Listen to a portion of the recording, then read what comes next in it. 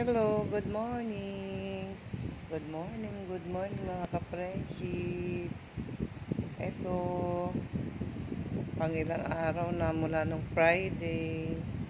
Friday, Saturday, Sunday, Monday, Tuesday, Wednesday. 5 days na po ako ngayon dito sa ospital. Hindi pa makauwi. Ewan ko kung ano pang ng mga doktor sa akin. Okay na ako sa hika ko. Yung diabetes lang talaga hindi nakokontrol ng pagtaas ng diabetes. Yung ubo ko, okay na yung ubo ko. Medyo malat pa lang ako.